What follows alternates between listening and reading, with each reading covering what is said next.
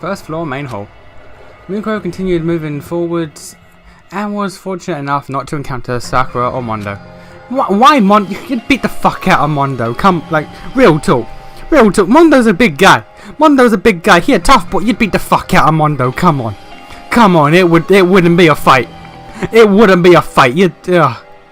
Boy would get his ass beat by a girl. He'll feel worse. He'd probably kill Chihiro out of frustration. Who knows? It'll be an interesting time. Anyway, with no interference from anyone, she made her way to the hall with a hall as large as a gym and stood there in front of the sealed main entrance. Suddenly, Monokuma popped out from the shadows to block her path.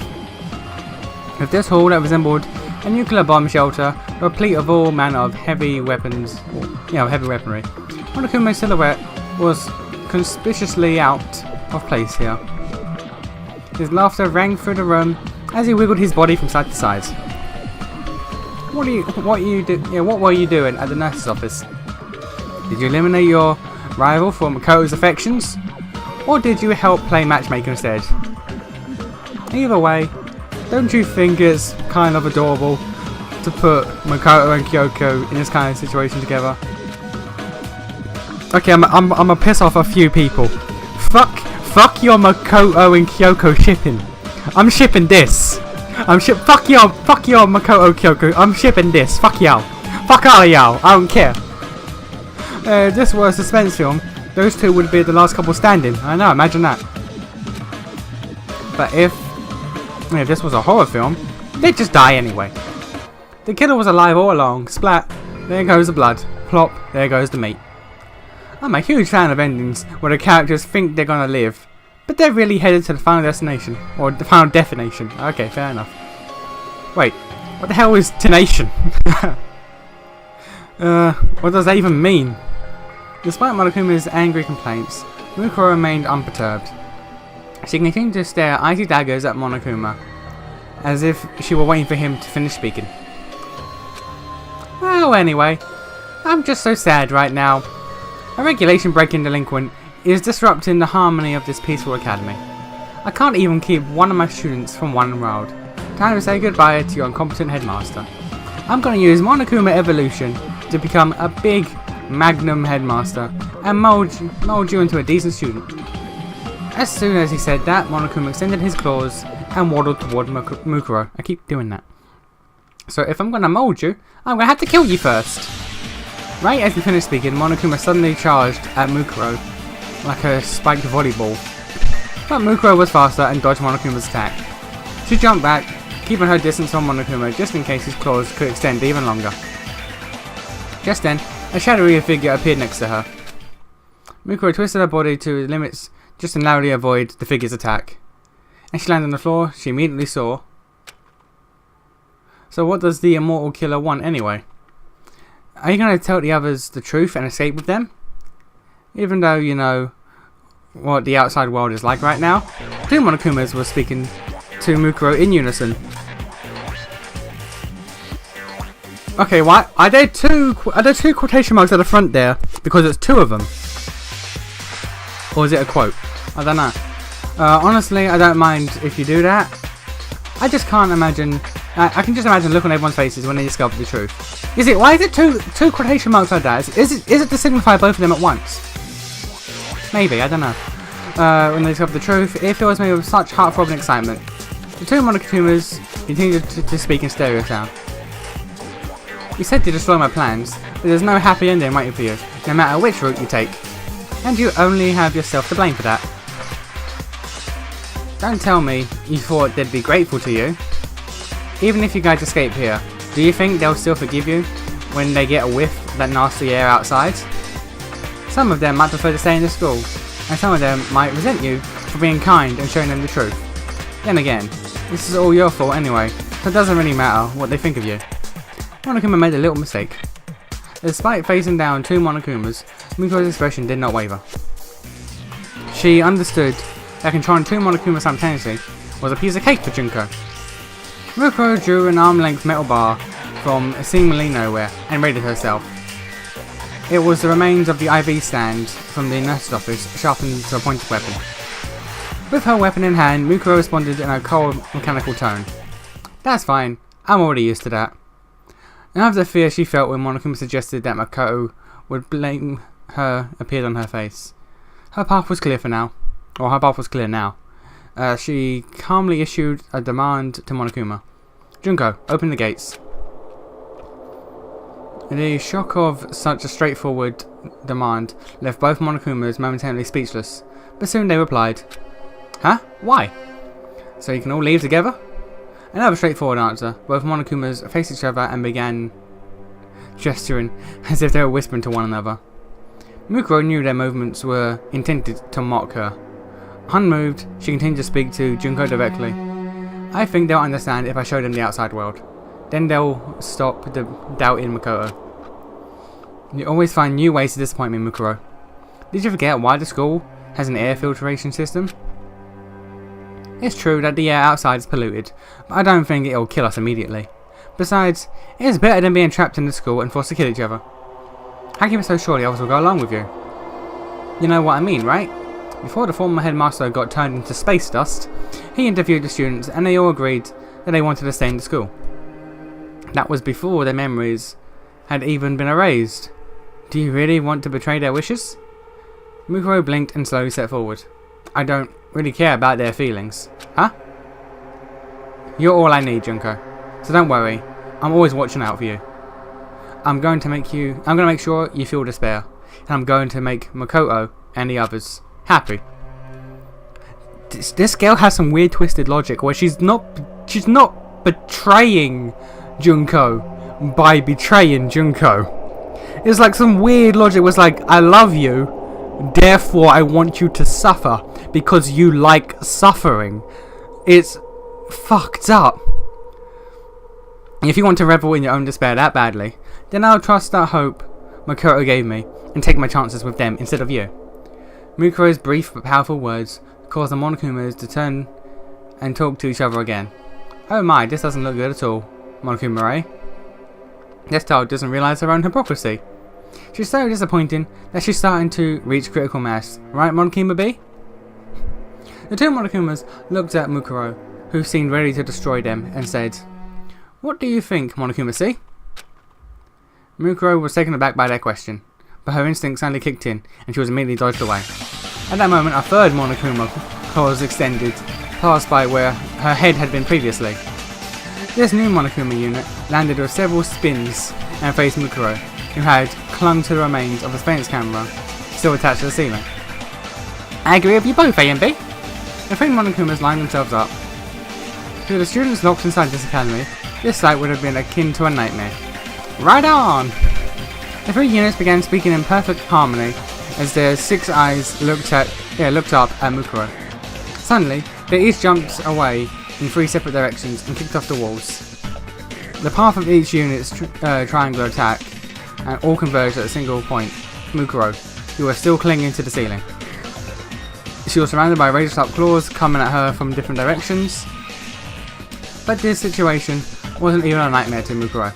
Compared to the time she fended off 3 assassins who invaded her camp one night, back when she was still a member of Fenrir, this was nothing. This thought process crossed Mukuro's mind as she dangled from the ceiling with one hand and thrashed her limbs like a tornado. Intercepted by this move, the Monokumas fell to the floor with a loud crash. Mukuro landed on the ground and chased after one of them, balancing the metal bar. Suddenly she stopped moving and took a large leap back. One of the Monokumas exploded with a deafening roar. He had detonated the bomb inside him in an attempt to take Mukuro down with him. But thanks to her honed battlefield instincts, Mukuro managed to avoid the explosion. She looked toward the hallway, expecting an explosion to have attracted the attention of Sakura and the other students, but she didn't hear any footsteps. Monokuma's voice rang from within the dense smoke. Oh, you don't have to worry. I already told the students to assemble in the cafeteria. They were eager to follow my commands after I told them I'd disarmed the poison gas and that a special police unit was coming to get them. I'm pretty sure Kyoko and the others are in the cafeteria by now. I'm sure Makoto is with them too. I doubt Sakura will get too rough with him, but I'm sure Byakuya will torture Makoto once he wakes up. I can just imagine him rubbing salt or pouring soy sauce into his open wounds. Man, I'm getting all hot and bothered right now. As soon as Monokuma's overlapping voices, Mukuro tilted her head slightly and asked, I'm pretty sure they're going to find out that you lied about the special police unit. Are you really okay with that? No worries. Okay, yeah, because it's 3 of them now, because there's 3 Monokumas. No worries. Once I've dealt with you, I don't care at all if they find out I was lying. You still don't get it? It's such a disappointment. It suddenly dawned on Mukuro. Not the reason why Monokuma didn't care if the students found out he lied, but rather that the voices of the Monokumas in the smoke were gradually increasing in number. Oh boy. Oh yeah, there was 4, I didn't realise that. Okay. As the smoke started to clear, the shadows of 3 Monokumas appeared. One that exploded couldn't have revived, so a new one must have come in its place. But there's no way Mukuro only heard 3 Monokumas talking right now. As if to prove her hearing had been accurate, the Monokumas suddenly made their move. The 3 Monokumas bent over and began twirling their bodies. From behind them, new Monokumas emerged, like after images brought to life. This second row of Monokumas mimicked the earlier ones, with only 1 frame of delay, revealing even more Monokumas behind them. Eventually, Mukuro realised that there were 3 rows containing 10 Monokumas each. Bloody hell. Just give up with the quotation marks. Now it's just that. Okay. Did you know this is called a circle dance? Monokuma's 30 voices spoke in perfect harmony as they divulged information that had nothing to do with the current situation. Mukuro already knew that more Monokumas were positioned throughout the academy, but only Junko knew how many Monokumas actually existed. Mukuro had no way of knowing if there's 30 Monokumas or part of a larger contingent. The flock of 2-toned teddy bears continued to twirl around. Mukuro felt like she was being bombarded with hypnotic images. But, faced with the abnormal sight, the Ultimate Soldier remained calm and maintained her focus. She was nothing like the girl who had panicked earlier in the gym when Mukuro was empowered. As she stood before 30 emissaries of despair, she slowed her breathing and allowed her heart rate to accelerate. It was instinct, not fear or panic, that sent her blood racing through her body, speeding up the reaction time of her cells. As her senses sharpened, the Monokumas began speaking to her again. Don't worry, I'll make sure Mukuro doesn't die. As long as everyone lives, I can reset their memories as many times as I want. That's right. All of your effort, hope, dreams, and determination are going to be right in the garbage heap. The Monokumas took turns speaking in groups of 10. If the mastermind controlling the Monokumas wanted to show off her ability to manipulate them. However, the Ultimate Soldier knew that the true purpose behind all of this was she strained her ears to their limit and noticed a certain sound hidden among the Monokuma's voices. Mukuro's face remained perfectly still as she kicked off the floor. The moment she moved from the side, a roaring sound shook the entrance hall. A ceiling-mounted turrets in front of the gate started raining bullets down on Mukuro. The Monokumas were just the mastermind's decoy while she tried to blow her away. As they further trapped her, the Monokumas charged at Mukuro through a storm of bullets. Mukuro guessed that the mastermind programmed their movements in advance so they wouldn't get hit by a single bullet. She ran for the gates, evading waves of bullets and claws every step of the way, programming 30 Monokumas and 2 turrets, while also predicting Mukuro's escape route. That would be considered impossible for anyone, but Mukuro knew it was possible for Junko. As the ultimate despair, she possessed despair-inducing abilities that surpassed capabilities of a normal human. Her display of power was only for filling Mukuro with despair. The scene playing out in front of Mukuro was brewing with despair. The adorably deadly Monokumas laughed and danced like reapers as bullets whizzed through the air. It was despair at this point of absurdity, and was all for Mukuro. But in the presence of such despair, Mukuro felt a strange serenity. For me. Junko's done all this for me. Junko, are you watching me right now? In the end, perhaps Mukuro really was a disappointment. She clenched her fist. Junko, thank you. The sound of gunfire overshadowed her whisper, and Mukuro felt completely silent. As a member of Ultimate Despair, Mukuro's heart was filled with joy. Though she was filled with emotion, her eyes lost their sparkle. Silence filled the air. Even the gunfire from turrets seemed to stop for a moment. But that was only an illusion to the one controlling. But that was only an illusion to the one controlling Monokuma. Something strong enough to silence the gunfire and avoid being picked up by the sensors spreading through the school, with Mukuro at the center. I'll make sure I do this right. With that final thought, she closed her mouth and turned off her emotions. She ran through the waves of scorching bullets. The air around her began to grow colder. As this coolness spread into her heart, it began to beat like a mechanical fashion. Several seconds later, Mukuro's body and mind melded together and became one with her surroundings. Her temperature now determined the battlefield. Okay.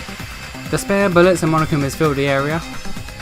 Mukuro predicted their movements and jumped into the air without any hesitation. One of the Monokumas jumped at her, but she avoided his attack, kicked his body and launched herself in midair. Bullets pierced through the space where Mukuro previously occupied, striking the fallen Monokuma right through its internal bomb. The impact of the bullet caused it to explode, sending firing Monokuma parts everywhere. As she rode the blast wave, Mukuro balanced herself in midair as she kicked away two. Three Monokumas leapt into the air after her. She moved so gracefully she was practically flying. In contrast, the Monokumas threw themselves into the path of oncoming bullets, exploding one after another. Some of them exploded near the main entrance, but other blasts didn't even leave a scratch. With full control over their entrance hole, Mukuro evaded bullets and confirmed that the bombs inside the Monokumas weren't enough to destroy the door, but she refused to stop. Mukuro needed to get information and what she must do to escape the academy. She had no desire to kill Junko. Mukuro wanted to fill Junko with despair by instilling hope into the future of Makoto and the other students. That was Mukuro's ultimate goal. Get information. In contrast to her determination, her mouth stayed shut. But this did not mean Mukuro was not currently speaking to Junko. This situation, this battle of death and destruction, was a conversation of sorts for Mukuro. All she knew was how to fight. She thought she wasn't interested in anything else. She thought she didn't need anything else. All Mukuro needed to be was a sword to fulfill her sister's desire for despair. That purpose alone was the crux of her entire existence, and she lived her entire life convincing herself that she couldn't do anything else. That's why power was like a language to Mukuro. A battle to the death revealed more about her heart than mere words ever could. Her words were in the wind of savagery that blows across the battlefield, uprooting others who also speak the language of violence. This was true even against her sister. When Junko would berate her sister, Mukuro couldn't talk back. All she could do was cower and apologise profusely. But it's different now. For the first time, Junko was using language her sister actually recognised.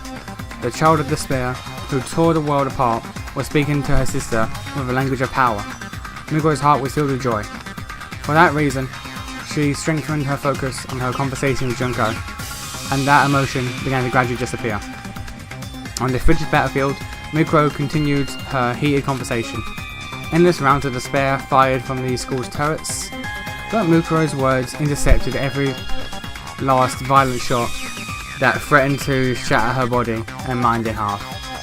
She quickly realised that the Monokumas hadn't decreased in number at all, no matter how many she kept destroying. Not only that, she noticed that more Monokumas had been joining the fray until there were nearly 50 of them for Mukuro to fight. But Mukuro's resolve wouldn't break so easily.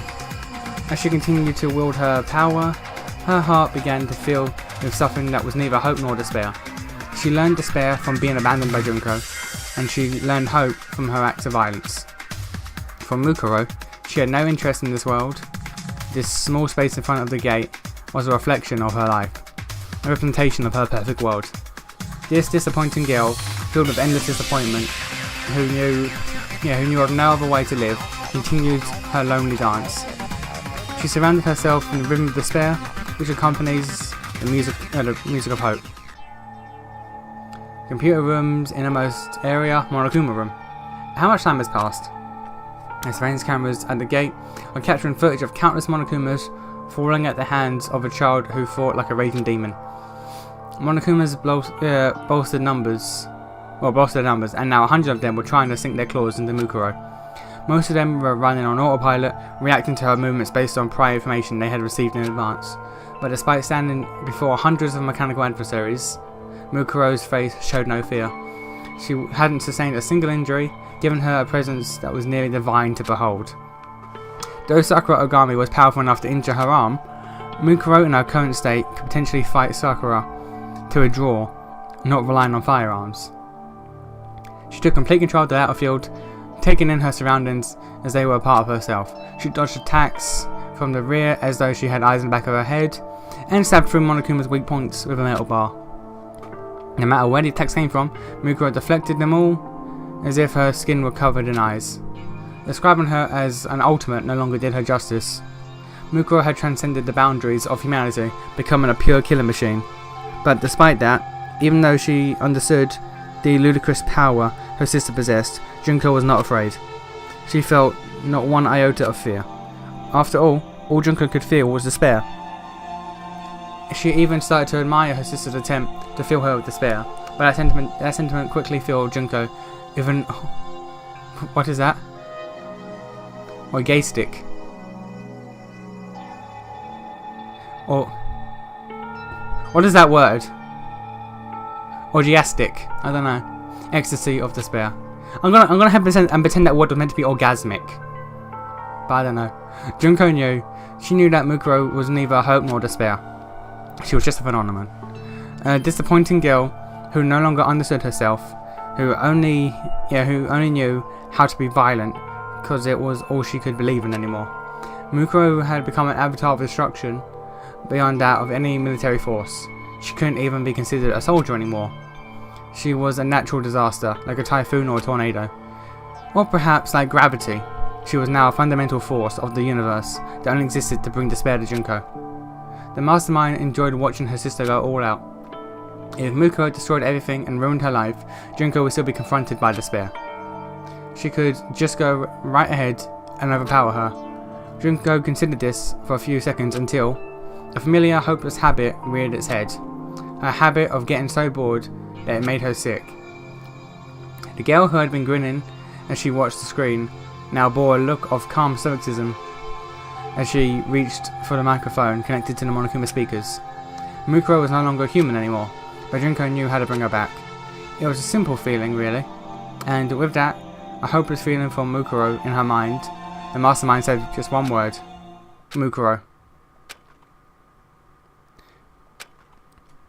Mukuro. That voice. It was calling her name. Instead of using Monokuma's voice filter, Junko's natural voice was coming out of the Monokuma unit. That's all it took. Just one word. Mukuro Ikusawa stopped being a force of nature and became a person again. Monokuma would not miss this opportunity. As if moving at the beat of Mukuro's shaking heart, a torrent of claws leapt to attack her. But Mukuro trusted her instincts and twisted her entire body to fend off the attacks, leaving her with only a few scraps here and there. But the despair wasn't over yet. The ultimate despair didn't waste any time making her move. Mukuro, watch out. Huh? As soon as Mukuro heard the voice, her mind went completely blank. There was no mistaking it. That was Makoto's scream. The scream that saved her from the spear gun year and changed her destiny. No, that's wrong. It took a tenth of a second to realise that the voice was just a sound clip that Junko had replayed. But it was more than enough time to drag Mukuro, who had regained her humanity, into despair. Right when she recovered from that moment of shock, Monokuma appeared behind her and roundhouse kicked her in the temple. She twisted her head to roll with the blow, but at that moment a different Monokuma attacked her from the opposite side with a headbutt. And as soon as Mukuro dodged that attack, 3 Monokumas launched simultaneous drop kicks and knocked her to the ground. The fact that they weren't using their claws meant they weren't trying to kill Mukuro right away. Before she could stand up again, dozens of Monokumas waiting for her on the floor climbed on top of Mukuro and pinned her limbs. One of the Monokumas waddled over to Mukuro and she lay face down on the floor and laughed. A pretty girl getting pinned by all these me's. I wonder if I should feel excited about this. Don't make that face. If I wanted to kill you, I'd simply pump you full of bullets right now. But I don't think the audience watching this on TV would like this ending very much. I need to make sure I do it right way this time. What are you planning to do to me?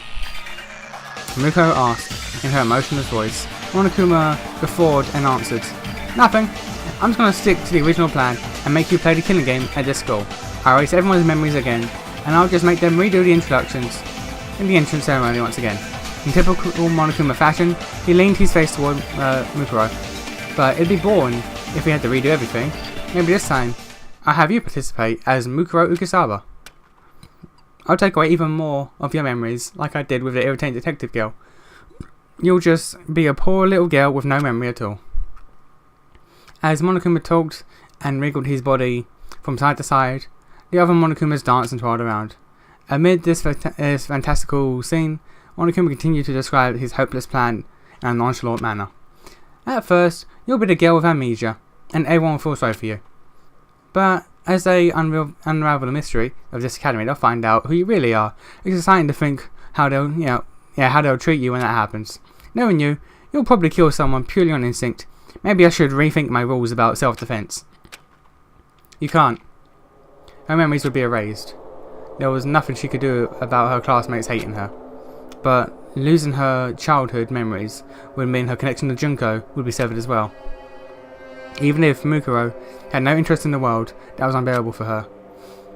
I've heard of New Game Plus before, but this is the first time I'll get to see a New Game Minus. Okay, I like that. Should I tie you up for fun? Or maybe we should make this game even more masochistic. If you get hard mode, very hard mode, or an inferno mode, you want to skip to impossible mode? Maybe I'll erase your memories after I drag you on a motorcycle, pummel you with 1,000 baseballs, burn you at the stake, crush you with an extractor. Yeah, imagine that. Mukuro knew what Mukuro was talking about. He was describing the tools that they had prepared for various executions that they had planned for the students. After everyone reintroduces themselves, they'll walk around the school grounds and eventually they'll find a flat-chested girl with amnesia. Is she flat-chested? I haven't had a good look at Mukuro. The only actual good look we've seen is her with the battle gear on. And like, she was posing as Junko, so was that stuffing? Because I'm pretty sure like the shirt was open so you could see cleavage. Was that fake? I mean, I believe it. Covered in bandages, with Fenrir's tattoo on her right hand. I bet a certain fan base might get off on that. You know what? There probably would be. If this were a game, this would increase sales by 500%. That is also accurate. You'd be like You'd be like Hanako. What's her surname? From Katawa Shoujo. Hanako Ikazawa, was it? The burnt girl. The extremely cute, timid burnt girl. Was it going to be like that? As evidence, Mukuro heard a rumbling sound off in the distance. Now then, your sweet ride is on its way. Based on the engine's noise, Mukuro surmised that it was a large motorcycle that was supposed to be used for one of the executions. I took the time to bring this all the way from the punishment room, so you better be grateful. The sound of the roaring engine grew louder and louder, like an approaching footsteps of death. Mukuro wondered how Monokuma would drive it with such tiny arms and legs, but then she remembered that she was dealing with the ultimate despair. Junko would have made the impossible possible just by bringing about despair. A despair that went hand to hand with Mukuro's fate. Did I fail? I couldn't fill Junko with despair. I couldn't save Makoto and the others. Questions raced through Mukuro's mind, but she wasn't able to answer them. There was no way she could answer them so easily. After all, she was still alive. The sound of the motorcycle grew closer and closer, as if threatening to break Mukuro's spirit. Suddenly, Monokuma stopped moving. The other Monokumas continued to do their automatic movements. As this strange event unfolded, Mukuro noticed something. The motorcycle had gone quiet. After a few seconds, the engine exploded to life and began approaching faster than before. Only a few seconds later, what happened? Let me guess, Mondo stole it. An enormous motorcycle that ploughed through the groups of Monokumas like a predator hunting its prey. Yeah, we go! There's my boy! The rider of this motorcycle was none other than Mondo Awada. Mukuro and Monokuma were both visually shocked by the turn of events. Instead of addressing them, Mondo accelerated the motorcycle that he stole from Monokuma directly toward Mukuro. Just before his front tyre touched Mukuro, he popped to reverse wheelie and turned the entire motorcycle around. The back wheel swept over Mukuro's back, knocking away all the Monokumas that were pinning her down. Hey, can you stand? Mondo asked, and begrudgingly offered a hand to Mukuro. Confused, Mukuro took his hand and stood up. What are you doing, Mondo? I was so close. One of the Monokumas protested. Not in his normal voice, but as the hacker, Bashiki Madari. Oh yeah, you're Bashiki or whatever, right? That's right, why are you helping the terrorists? I ain't bragging about this or anything, I have no choice if you... Yeah, I have no clue if you or this girl are lying. Veins in his temple began to bulge, and his cheeks flustered with anger, as Mondo said. But still, I ain't the type to stand around while some idiot gangs up on a girl. What are you saying? Get hold of yourself. You must be experiencing Stockholm Syndrome. You have deluded yourself into thinking you're friends with a criminal who's taking you hostage. Monokuma tried to explain to Mondo that he ignored him, took Mukuro's hand and pulled her onto the back of the motorcycle. Oh, shut the fuck up. My boy Mondo. My boy Mondo. I don't know nothing about Stockholms or syndromes. But don't go acting like you can boss me around. As Mondo shouted, he revved the motorcycle as if he was using it to punctuate his words. The ceiling-mounted turrets began moving, but the two disappeared before the turrets could take aim at the motorcycle. As Mondo shouted, he revved the motorcycle. Oh no, okay, no. Because the thing faded, I thought it started over again, but no. And he zoomed through the hallway, countless Monokumas chased after him, waving their claws wildly in the air. Why? Asked Mukuro. Huh? Shouted Mondo. His voice was even louder than the sound of the engine. Don't get the wrong idea, I don't trust you at all. He's lowered his voice slightly. Okay, spelling error. That's an error, sir. Fact check that shit. Even if he were whispering to himself. But still, I don't know why, but I feel like I could trust. Yeah, I feel like I trust what he said. Okay, he inquired Mukuro. But there was no time for questions. The unit leading the Monokuma chasing after the motorcycle had almost caught up to them. And then, like an enormous maw of some fearsome creature, they brandished their claws in perfect unison. And at that moment, the motorcycle zoomed by a certain girl. A girl whose fighting abilities surpassed that of any normal human. The strongest girl on Earth. With a fighting spirit that defied comprehension, the ultimate martial artist kicked off the floor. A sound even louder than the motorcycle's engine filled the room. When Mukuro looked back, she saw Sakura landing on the floor, sending a pack of Monokumas flying several meters away. Sakura. She had heard Mukuro mumble her name. Sakura didn't even acknowledge it. Like a statue of a fearsome god king, she calmed her breathing as she stood before the pack of Monokumas ready for battle. Your pursuit methods seem unbecoming of one who claims to be the ultimate hacker. An overpowering aura seeped through her skin, and her skin sheened as the intense heats began to fill the hallway. Unlike the power of Mukuro's sheer violence, this was the power of martial arts. Mukuro froze the air around her, and time along with it, but Sakura was generating enough heat to boil space itself as she stood before the Monokumas.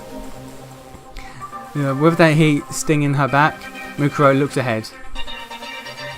Ifumi and Chihiro were cautiously peeking from behind a door leading to the dorms, while Aoi and Taka kept the watch from the inside the building. After passing by, Mondo slowed down the motorcycle as he reached the front of the cafeteria and turned to a complete stop. The other students looked wearily at Mukuro, but among the students, Mukuro noticed two people who weren't regarding her with suspicion. One was Kyoko, who seemed to be studying the situation, and the other was a skinny boy who was leaning against Kyoko's shoulder. Makoto? Mukuro's lips began to tremble as she sat on the back of the motorcycle. Ignoring the pain coursing through his body, Makoto smiled at Mukuro and repeated what he said earlier. I'm glad you're safe, Mukuro. Unfortunately, Mukuro was unable to realize her hope of filling her sister with despair. Instead, she successfully planted the seeds of hope into her fellow students. Mukuro had barely too many M's. Mukuro, and also the fact that they wound up right above each other in the sentencing. Messing with my mind. Mukuro had barely regained consciousness while Mukuro was fighting a horde of Monokumas at the main entrance. When he woke up, he did something extremely simple. He talked about his memories. Most of the students were still skeptical, even listening to Mukuro's recorded confession and on Chihiro's laptop. Obviously, they were not entirely convinced at first when Makoto woke up, but after Sakura asked him about a certain question, the ambience completely changed. Beyond the walls of the school, the world is completely destroyed. You're saying there's no one else alive? Makoto slowly sat up to answer Sakura's meat question. Don't worry, I'm sure Kenshiro is still alive. I'm sure he will still keep his promise to you. Sakura gasped. Kenshiro was the only man she couldn't defeat. A man who had promised her a rematch and made her one promise as well. How do you know that name? How do you know about that promise? Because you told me. No. Mukuro slowly corrected himself. You told all of us. Sakura was silent upon hearing these words, but she then faced the other students and spoke in a loud, clear voice. I'm going to trust Mukuro. Sakura? Though Aoi was shocked, Sakura continued to speak with determination. What Mukuro just said is something I've kept locked away in my memories. In fact, I was planning to keep that secret until the day I died. But if I shared that secret, that means there was once a strong bond between Mukuro and myself, and with my fellow students as well. Mukuro continued to talk in a gentle tone, though it couldn't have been good for his health. He continued to slowly talk about his memories that the other students had no longer had. Why do you know about the story I was planning to write? Are you a specialist, Nen?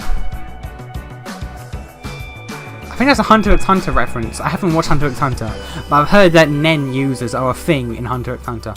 So I'm going to go with that. Are you a specialist Nen user who can predict the future? You already finished that story, Hifumi. You had me help you with Enkin. What? Wait a sec. How do you know I extorted money from that girl related to the Kizuryu? What? What? Who extorted money from the Kizuryu clan? Oh my god! Oh my god! It was Hiro. Oh my god! Hiro fucked with fucking Fuyuhiko's sister. Hiro fucked with Fuyuhiko's sister. Oh my god! Okay. Because you even tried to sell my organs to them. His wounds were excruciating, but even so, Mukuro kept smiling and talking about their lives together, as if it was his duty to do so, now that he had regained his memories. As the other students listened to him, they slowly began to realise something. The vivid accounts that he was providing couldn't be explained just by passing knowledge. Clearly, some kind of bond between them all had been erased. Only Byakuya remained cynical. There's no way I would have grown closer to any of you. It is likely they are all secretly working together. Though Byakuya was still hostile towards Mukuro's recollection of their memories, for the time being he determined that Mukuro wasn't actually a terrorist. Mukuro had bought enough time for Mukuro to wake up and share his memories with the others. Even if she hadn't intended to do that, it was still a small sliver of hope that she grasped tightly. And now, as she looked at the boy who had smiled at her, Mukuro didn't know what to say. She couldn't think of anything to say at all. The bat was over, and Mukuro was now back to being a disappointing girl.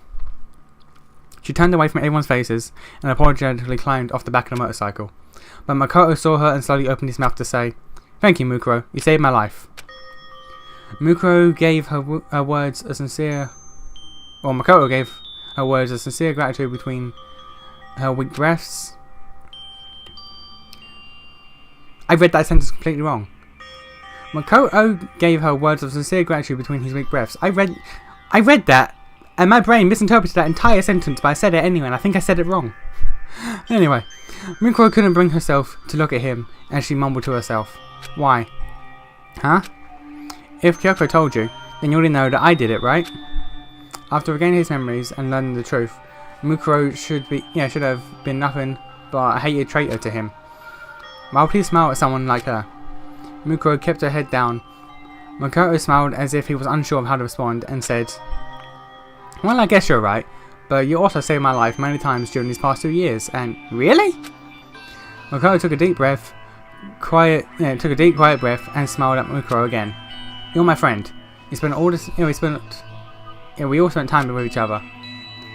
It would be great if you could look for a different path, not despair. And if there's any way I can help you, I will. Do you really think I can walk another path at this point? I don't know what you can do, or even what I can do, but I think it's more important to look for that path instead of actually finding it." Was this intentional or just coincidence? Just before he regained his memories, Mukuro had said something similar to Mukuro when she spoke to him in the nurse's office as Junko. Regardless of whether he lost his memories or regained them, those words revealed Mukuro's true character. As Mukuro confirmed that to herself, Mukuro blurted out something that was almost too trusting. "And it's not just you, even Junko can." But he was immediately interrupted. Monokuma's face appeared on every monitor in the academy, and his laughter seemed to be coming out of every speaker. I could have kept pretending to be an ultimate hacker, but it's too boring to impersonate someone who doesn't even exist. If this keeps up, I'll lose my identity and turn into Konokuma. Kyoko looked up at the surveillance cameras and addressed Monokuma directly. He seemed to give up pretty easily. And there isn't a bear anywhere who gives up as easy as I do. Regardless, I'm pretty sure Chihiro has figured it out, the secret to my control program by now. I just thought you include that program on purpose. Kyoko realized something when Mukuro told her about Junko. There were two reasons such a hateful person would intentionally leave an obvious clue inside the Monokuma units.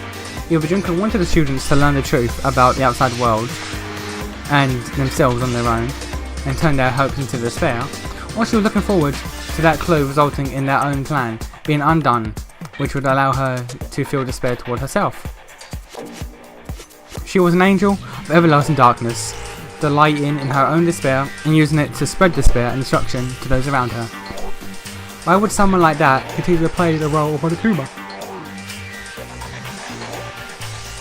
Actually, I sent the program for Chihiro to discover to see if she happened to be one of the final 5 survivors. If so, I felt so sad and empty that my participation or preparation was a waste, but I was going to think about it positively. The word retreat doesn't exist in Monokuma's dictionary. Nervousness began to grip the students as Monokuma continued talking in his relaxed and uplifting voice. And then, it looks like everyone's here, including Toko, who's still tied up in her room. So let's start the heart-throbbing exciting special graduation exam. Huh? The students broke out in noisy confusion, but Monokuma ignored that and kept talking. Don't think about it too hard. Relax. Change EAX to Upert for all I care. I'll still be the most adorable bear here. Byakuya, visually annoyed with Monokuma's nonsensical ramblings, shouted, I already know it's you, Junko. Stop this stupid game and show yourself. Oh my, don't you know? If you want to lure the mastermind out of her heavenly hidey hole, you need to bring a worthy sacrifice. You're not worthy enough at all. Do you really think the mastermind would show herself for your pathetic hope and despair? He roared maniacally, then began to explain the special graduation exam. If you pass my exam, everyone will graduate, but if you fail, you'll be held back for a whole year. I'll reset your memories, give you a fresh new lease on life, and you'll reintroduce yourself and start the school year again. They say people's lives don't come with reset buttons, but I'm not a people. Whether it's soft resets or hard resets, I can do as I please. Asahiro seemed confused, but the other students knew what Monokuma meant by reset. He was going to force them to relive their school lives once again.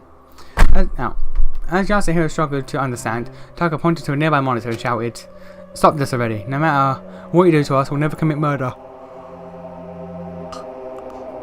These past few days should have already made that clear to you. Yeah, I know, but Sayaka was about to. Was that jump, Monokuma? Are you serious? Of course, no one here would ever take another human being's life for any reason. As Taka shouted, one of the students, a pale-faced girl standing apart from the others, looked away. It was Sayaka. As she trembled, a voice popped out from behind her. What do you think, Sayaka? She couldn't even turn around from sheer terror, but Sayaka knew. She knew Monokuma was standing right behind her. Do you really think none of you will become a killer? Monokuma leaned towards Sayaka and asked her a question only she could hear. By the way, Sayaka, why did you go to Makoto's room when nothing strange had happened yet? Did you two have an inappropriate relationship? What would your fans think if they found out that you made a move on a boy by sneaking into his room? Or were you there for some other reason? She could barely make a sound, much less scream, as her trembling worsened. Monokuma had nothing to gain by cornering Sayaka and toying with her emotions like this. He simply wanted to see the young singer fall into despair over her true character, and for that reason, Monokuma did not relent. Hey, what were you trying to do with your close friend who you've known for the past 2 years? Huh? Her determination from last night blended with memories of Makoto memories that Makoto recounted, had ate away at Sayaka's mental state like a disease. Well, her mind like a disease. As her mind began to rip itself apart, she fell to her knees. A clear ball, flying just over 105 miles per hour, struck Monokuma in the mouth with enough force to sink into his face. The speaker in Monokuma's mouth was immediately destroyed, and his body rolled into the wall and stopped moving. Sayaka came to her senses and looked to where the ball came flying from. She saw Leon breathing heavily as he stared intensely at Monokuma. Yasuhiro grabbed him and yelled, "Ah, dude, why'd you do that, Leon? That crystal ball is really valuable." Leon had stolen Yasuhiro's crystal ball and thrown it at Monokuma. That Monokuma bastard was trying to take Sayaka hostage. What was I supposed to do? Dude, that crystal ball cost me 2 trillion! What the fuck is wrong with you? They don't even print that much money anymore. Oh, bullshit. Besides, if the world is all screwed up, what the hell are you going to need money for anyway? But if it's safe out there, I'll just join the major leagues and whatever and pay you back. Oh well, I could pay you back doing something else besides baseball. As those two argued, Sayaka fell to her knees. "Hey, Leon." "Yeah, alright, hey," shouted Leon, running toward her. "Sayaka, are you okay?" She looked up at him and said blankly, "Leon." She had made up her mind. She raised her head and said, "That's something I need to confess to you later." "What? Seriously?" Sayaka was staring at Leon so intensely that he briefly forgot the current situation. It's not just you, but to Makoto and the others too. Sayaka had made up her mind to confess the sin was weighing heavily on her heart, but Leon seemed not to hear the latter half of her remark. He ran back to the others, clapped Fumi and Yasuhiro on their backs and shouted, "Alright everyone, let's ace this exam whatever and get out of here already. There's no way I'm going to let my happy memories of this place get taken away." Monokuma's Hadamonto responded, Fine. Now things are finally coming to a boil. Let's start the graduation exam." Sakura, who had been outside the dormitory, suddenly appeared with some information. The Monokumas in the hallway are acting peculiar. The students all moved to the main building to see what Sakura was talking about. There they saw 50 Monokumas standing in 2 rows along the walls of the hallway, and one standing at the very end of the hall. There was something strange on top of this. What top of this? On top of this Monokuma's head, an enlarged version of the escape button that Makoto had obtained from the Monomona machine. As each student took in the sight, an announcement rang through the school. The me at the end of the hall has a button on the head that will open the main entrance. You'll have 15 seconds to get to that button, and if you do, I'll let you have it in place of diploma. A place of a diploma. The students seemed surprised by the straightforward explanation. Only Celeste remained calm, and she asked Monokuma with a bored look on her face. Of course, not as simple as running up and taking it, is it? No, how mean. Do I look like the kind of headmaster that would interfere with the students' graduation? Forget the gunfire salutes. I'm going to send my graduates off with some fireworks. 100 fireworks to be exact. Enough for 20 seconds of hardcore partying. The more perceptive students immediately realised what he was talking about. The bombs installed inside each Monokuma. They would explode one after another, filling the hallway with fire as soon as the time started. After 15 seconds, the me at the back of the hall is going to sacrifice himself to give you guys one final work. By the way, probably isn't important, but that button isn't very durable. This graduation exam was Monokuma's way of saying that he had no intention of letting anyone leave. It was clear from the explosion the students saw during the entrance exam that the halls of Hope Academy would be bathed in fire. Even if someone was lucky enough to survive the explosions, the burns on their body alone would be enough to send them into fatal shock. Their lungs would be completely incinerated by the scorched air before that, and even if they sacrificed one student to run through, the odds were pretty low that they would have succeeded. But there was no reason for any student to run in at once either. Or for every student to run in at once either. And a shadow of despair fell upon their faces. Mondo has a motorbike. And apparently Sakuya and Mukuro can kick off like the walls with with more force than a jet engine. How is this a problem? How far is this hall? Nice, very nice. It's almost. Yeah, I almost want to take a picture, so I have those faces as a souvenir. As Monokuma laughed from behind the monitor, Sakura stepped forward. I'll do it. I have only seen the explosion once, but I believe I'm capable of sending this power. No, shouted Aoi, you can't. Even you can't handle 100 of those explosions. Sakura shook her head. I'm the only one who even has a chance. Suddenly, Mondo remembered his thank you. The motorcycle parked inside the dorm machine and said, hold up, the motorcycle might be fast enough to get through the explosions. I'll do it. Don't be hasty, urged Sakura. Even if the motorcycle is unharmed by the explosions, that doesn't mean the rider will be. As Sakura and the others continued the debate, one person stepped toward the hallway and aligned with the Monokumas. I'll do it. When Mukuro, screamed Mukuro weakly. Mukuro, with her back facing Makoto, turned her head to the side slightly and gave him a small nod. She knew it would come to this. She knew why Monokuma would pose such an impossible exam. Junko is already looking forward to the next Despair game. She's going to erase everyone's memories, including mine. She just wants to torment us and fill us with despair before that happens. But Mukuro knew her sister's personality all too well, and that's why she was confident. She knew that the escape button was real. Whenever Junko brought despair to others, she always made sure there was a possibility that the despair would befall her instead. If the students won this gamble, and made it through this horrible situation, they would finally escape to the outside world. That outcome would obviously fill Junko with immense despair. In the same way that she left a clue in Monokuma's control program, Junko could not be satisfied unless she took pains to ensure her own destruction. It was this quality that made Junko the ultimate despair. That's why Mukuro was determined to do it.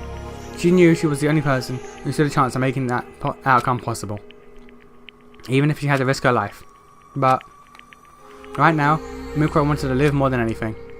She wanted to hold on to this world, a world she had no interest in previously. She didn't even know if this hesitation she felt was disappointing or not. But she wanted to live and continue searching for a new path. A path where she could abandon her submission to despair, where she could accept the sins of the past and continue to live. Mukuro, who was known as a war machine, found her heart beset by overwhelming fear and anxiety. Up till now, it had never occurred to her that determination was necessary to live. As if she was brushing that fear aside, she quietly said, thank you, Mukuro. Unfortunately, the words she said to the boy, who showed her new possibilities, never reached his ears.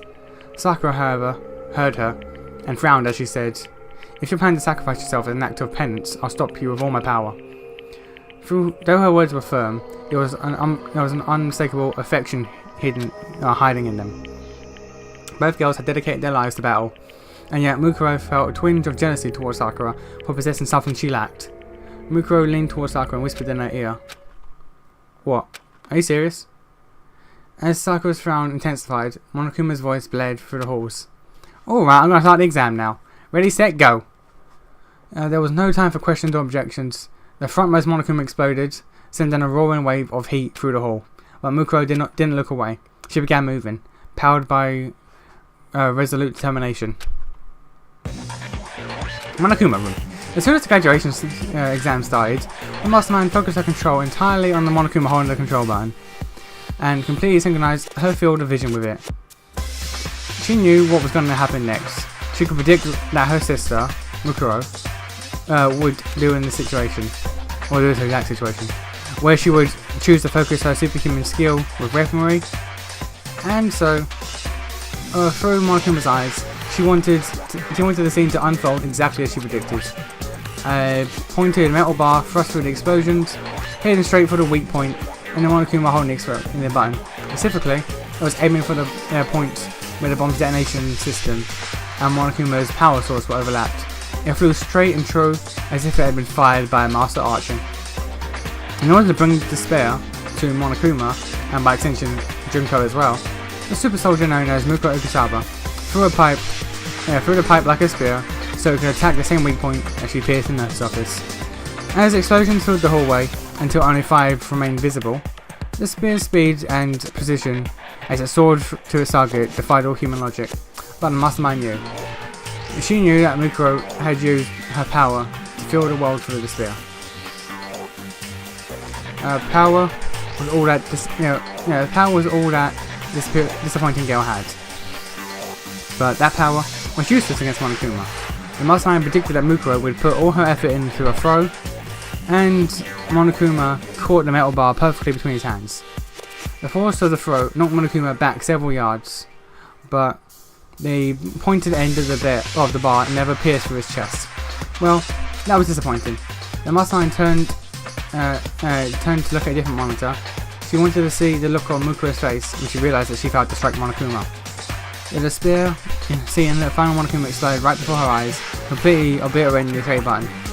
She wanted to sear the memory of her disappointing sister's final moments as her newfound hope sank into the darkest pit of despair.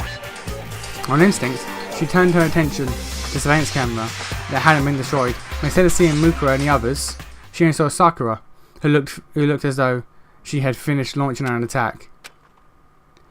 She only thought it would change for a second, but the hopelessly powerful mastermind completely understood the situation and shifted her point of view to Monokuma. But because of that single second, Junko would feel the pang of despair. 3 seconds later, amid the smoke, flames and heat encircling the hallway, it burst through the speed of a cannon shell. It glared at Monokuma with hot, boiling eyes that betrayed an icy expression on its face, and then, sharply, swiftly, strongly, it transformed into a living weapon that cuts through everything, revealing its true form in the Hall of Despair. 2 seconds left.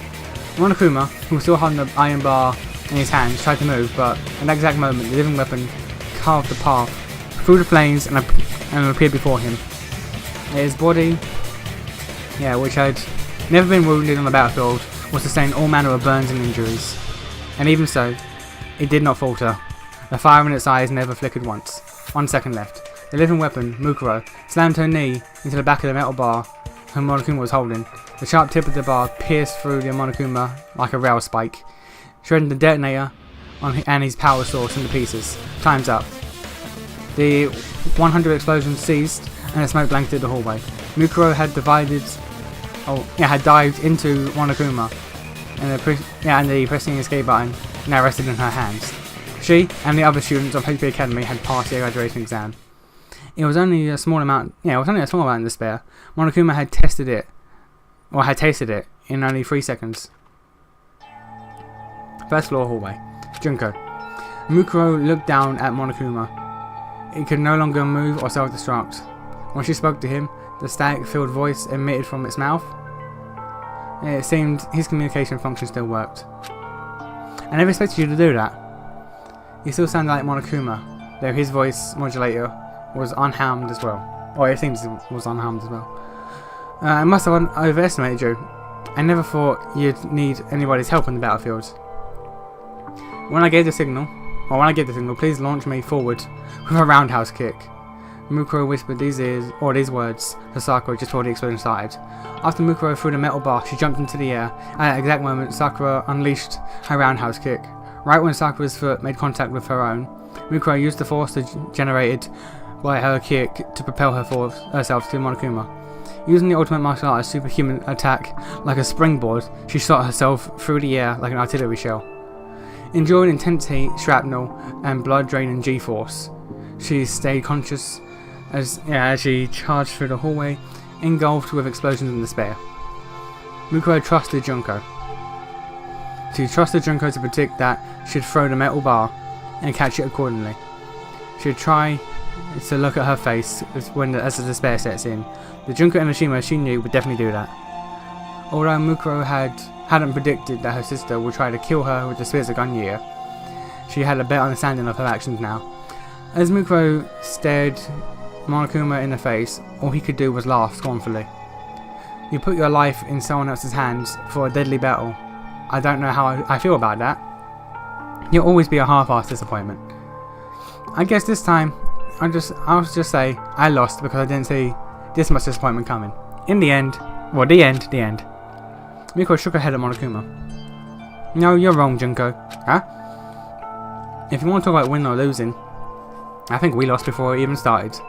Mukuro's eyes shifted from side to side, as if unsure of something, and she fidgeted in place and she continued to talk. No matter how much despair they felt, they didn't think, you didn't think they'd kill each other the way they were before. That's why you erased their memories. They aren't like the others you forced in the past. You knew these students would never do it. That's what you believed, isn't it? What are you talking about? So, it's okay, Junko. I'll bring back everyone's memories someday, and I'll show you everyone's happiness and their bonds. I'll show all of that to you and fill you with even more despair. Mukuro nodded after she said this, as if to cheer her sister up. After several seconds of silence, Monokuma responded, "You finally beat me this one time, and that lame speech is the best you can do. You're such a disappointment. You never feel me. You never feel me despair. You just feel constant disappointment." After pouting like a sore loser, Monokuma continued to speak in his usual tone. "But you guys will be back. And when the time comes, I'll invite you guys to a wonderful place. I found out about this fun island while I was running things here." Alright, Monokuma's laughter filled the room before the static finally cut out and his remains fell silent. "You won't be talking anytime soon. The mastermind was already preparing a new despair to bring to the world and to the students of Hoaxby Academy, Junko included. In the end, the mastermind stayed in her Monokuma persona until the very end, and Junko Eshima never showed her face again. It was as if she resented the despair Mukuro had given her. That thought almost filled Mukuro with despair. But when she heard her classmates calling for her, she sealed that despair into the depths of her heart. From now on, she would seal away all her despair, and one day, when she can give Junko the perfect despair, she'll unleash all that despair that she stored and plunge her sister into a dark abyss. I won't leave my little sister alone." In the end, that was the first hope of the disappointing older sister had felt since she was a child. Several hours later, the main. Why have you got the wood back on? Yeah. Okay. Oh, there we go then. Mukuro, are you really going out there wearing the wig? Yeah, it's so Spike Chunsoft doesn't have to create more Mukuro assets. After receiving the blood transfusion of the correct blood type, Mukuro was beginning to show signs of recovering. Mukuro holding her wig to disguise herself as Junko Nishima nodded. If I live as Junko, I might be able to understand her better. Despite that, Mukuro's voice still sounded like her own, as if she hadn't fully decided, and I've made up my mind. While I'm out there, I've decided I'll accept everyone's hatred toward me and toward Junko. I can't die until I've destroyed all the despair that Junko has spread. The damage that ultimate despair inflicted upon the world could not be measured in terms of money, culture, or even human life. Television broadcasts had already begun informing people that Junko Nishima and Mukuro Kasaba were at the heart of the ultimate despair. Among the survivors in the outside world, there were still people who hadn't been tainted by despair yet. Regardless of the fact that she revealed that she released Mukuro and the others to these survivors, she was nothing more than the reason the world ended. And to the terrorists wearing Monokuma masks who continued to ravage the world, Mukuro was nothing but a traitor. She was now in a hopeless situation of being enemies with most of humanity. But Mukuro wasn't making a big deal out of it. "I'm going to try to not kill anyone who comes after me for revenge." Wouldn't it just be safer to turn yourself in? Wondered Yasuhiro. Well, you might just get executed instead. But you could live to be an old lady if your child keeps getting pushed back. Mukuro slowly shook her head at Yasuhiro. "Laws, justice, those things no longer exist. Is it really that bad out there? Maybe we should just stay in here." Yasuhiro glared at Yasuhiro with contempt. "Ignorant idiots should just shut up. Your fate won't change whether you stay in here or not." Though he was shocked to learn that Togami's corporation had been destroyed, Byakuya continued to remain firm and proud, even toward Mukuro. "You are a rare asset," continued Byakuya, "so I'll let you live for now. Depending on your actions, I may consider forgiving your crimes after I've built a new world. Only a Togami would boast that they're capable of forgiving the crime of ending the world. You don't need to do that. I don't plan on just surviving." After turning away from Byakuya, Mukuro looked at the other students. Everyone was reacting in their own way. Kyoko had a look of quiet preparation. Toko, having just changed back from Genocide Jack, was panicked and confused. Mukuro looked back on the 2 years she spent with them and then turned to Makoto, who shared the same memories as her, and gave him the escape button. Makoto, you press it. Huh? Me? I think it's better if you press instead of me. As she watched Makoto accept the button, with some hesitation, Mukuro thought about what Monokuma had said. You guys will be back. Mukuro knew that Monokuma was saying the truth. After all, the file the students needed to fully assure that lost memories remain hidden in the academy. The research notes of Yasuke Matsuda, the ultimate neurologist. Okay, that's a Danganronpa 0 character, I guess. His research is key to restoring everyone's memories. Even if the students no longer have their memories, they may be able to repair the bonds that they have built themselves over the past 2 years. But as long as their memories remain unrestored, the mastermind could still repeat her deadly plan. Although the island mentioned earlier sounded strange, the students could not turn their backs on the despair facing them. Then, let's go. Makoto remembered everything that had happened in the outside world. The boy who had chosen to remain inside the academy 2 years ago was now choosing to leave. How much did he struggle to come to that decision? But he was determined to face despair awaiting him outside, and hid his internal conflict from the others. By protecting Makoto's hope, Mukuro would bring despair to her beloved sister. But she no longer knew if the end result of her goal would lead to hope or despair. She pulled the wig over her head to hide her face with her hand, and hid her face with her hands. Was she smiling because hope was waiting for her, or was she crying because her path would lead to despair? When she lowered her hands, her face was devoid of all emotion. Mukuro no longer knew what expression she would wear on her face. At the same time, Makoto pressed the escape button. Sirens began to wail as the turrets attracted into the ceiling. From beyond the heavy door, a bright light appeared. An infinite number of ifs and all possibilities contained therein encased the world. Accepting everything, hope, despair, and even the feelings of that disappointing girl, Mukuro Ikasaba.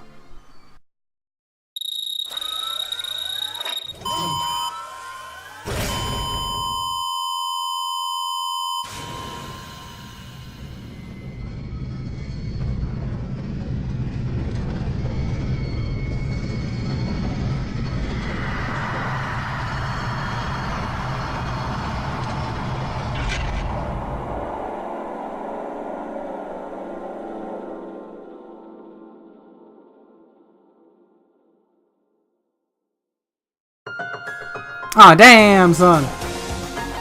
The fuck is finish? You got any more shit? I just wanna. Yeah, you can't get a good read on if she's flat chested or not. Bear with me. Sure, I'll save. Why not? But let me just. Bear with me. Bear with me.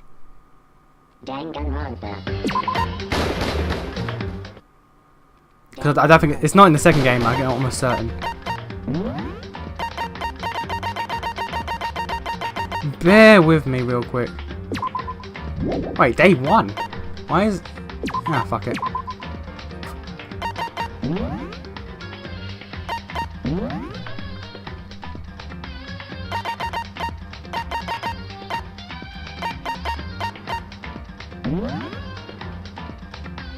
Yeah, that's not flat. That's. I mean, the reels are bigger. The reels are bigger, but that's not flat chested. That's not flat chested. What are these lies? Like that again? Those are bigger, but that's not flat. That's lies. And that's what we get for her actualness.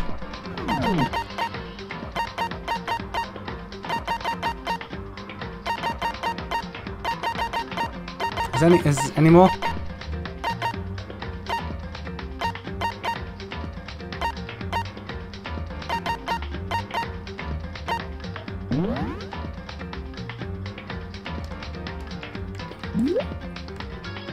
Ah! Oh my god, is that Celeste? I only just realised that. Is that Celeste? With her hair down? Or Taiko? Okay, that's great. But that's not really... Like, compared to Junko, sure, but like, comparatively. But like, that's like, she's not that. That's just a random insult. That's just a random insult to give your sister, woman. Jesus. All right, well that's as if. So that's out of the way. Now I gotta go in, do the Monami mode, island mode, 100% scenes and stuff like that. That's gonna be fun.